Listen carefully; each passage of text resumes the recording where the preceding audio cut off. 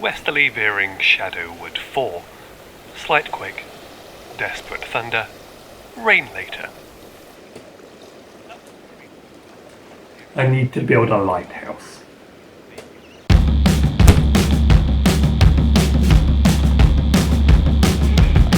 Not to live in, at least not today.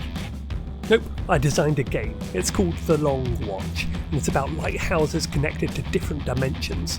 More on that another time. But today, I'm going to build my lighthouse. I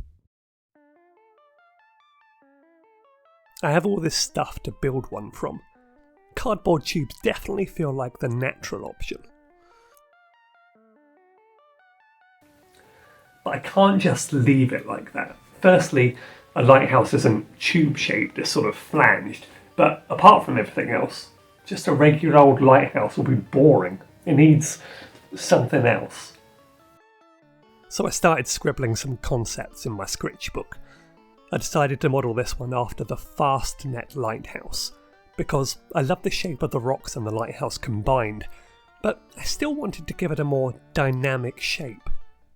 A lean that made it feel more expressionistic. It shouldn't be too leany though. It shouldn't look drunk. So, like this, but not like this.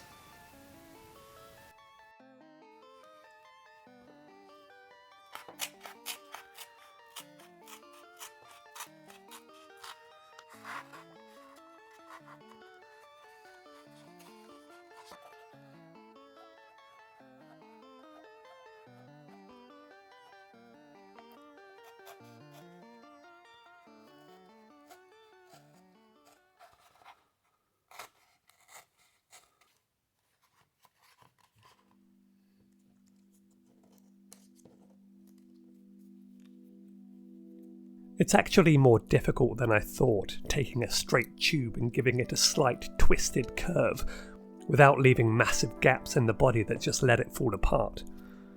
My solution was to have these panel-like greeblies on the surface, which actually gave it a lot of extra texture that I really liked. When you add texture and greeblies to a model like this, it helps to suggest the story about the object.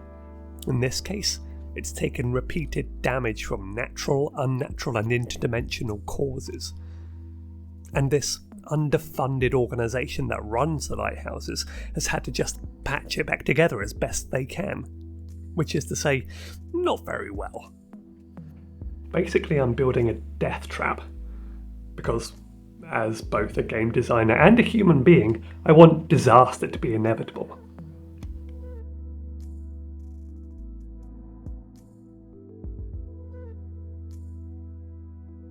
I've decided that I want the rocks to be cut out rather than 3D sculpture. I think it'll add some nice layers around the lighthouse and help it to stand out a little bit more.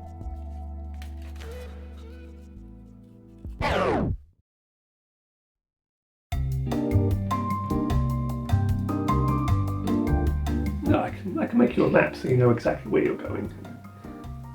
Oh, there's no ads. Just this.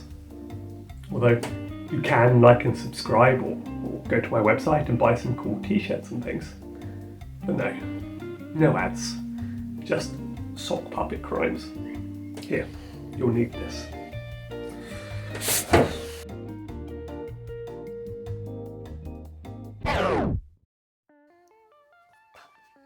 I chose not to subject you to the undercoating and base coating. It's boring. Although, if you disagree and you'd like to see the underpainting in the future, let me know in the comments and I'll just make fewer videos that involve paint.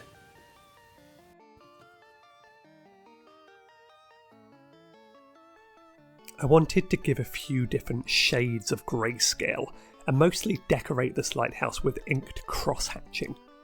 I really like that look, like Edward Gorey's scenery for the Dracula stage show. I actually found some Posca paint pens that I completely forgot that I had, and they were great for this. I got them 7 years ago for when I was vandalising a telephone box in Ireland, and they still work.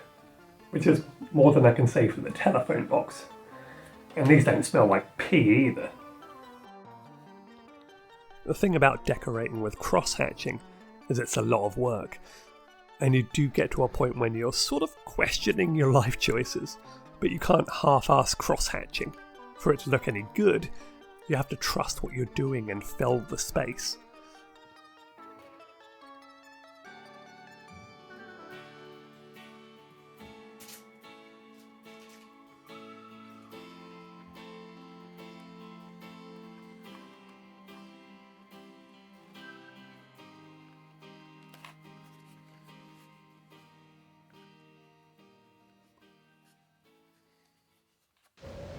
And here it is.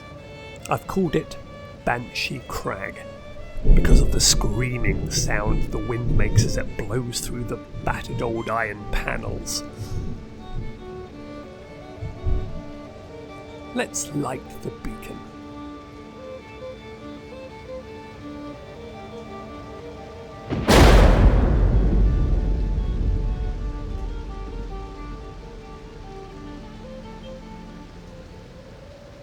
Now I just need to figure out how to live in this thing.